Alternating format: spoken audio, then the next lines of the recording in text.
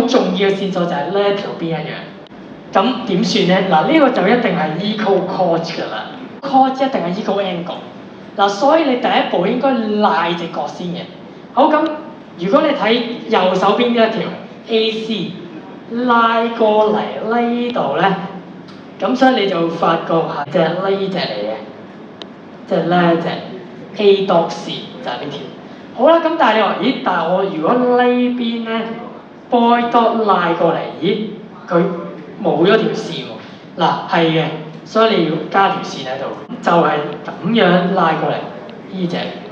所以你依家應該係成隻等於成隻咁樣嘅。嗱，但係你留意啊，咁呢個14度咧，呢個14度就同個圓形有關嘅咯喎。咁我一開頭咪講過咯，喂，佢冇其他資料喎，得圓形。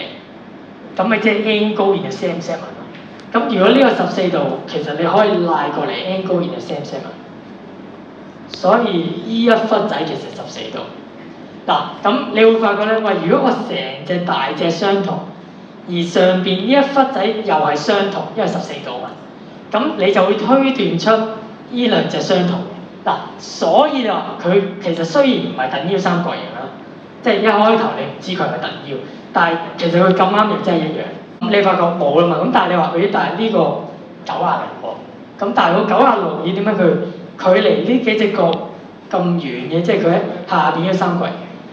咁頭先講過咧，你通常因為留意 angle in the same segment 之外咧，佢冇其他提示，就係四邊形都有機會。咁呢個其實嚴格嚟講咧，你話四邊形，或者你可以咁樣都得，係啦。咁所以你拉翻過嚟咧，其實你可以計翻上邊隻線，就係180減90度，84度。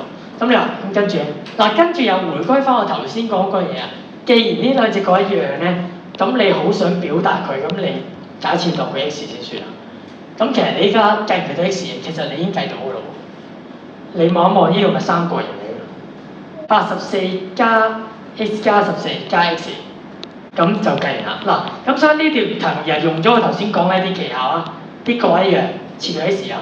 第二樣嘢就係留意有冇即係用晒題目嘅資料，圓形就諗辦法用 angle in the same segment或者四邊形，係啦。咁你嘗試你用咗啲嘢咧，其實你而家就會計到嘅角咧，其實就會幫到你去解 x 嘅，係啦，就係咁。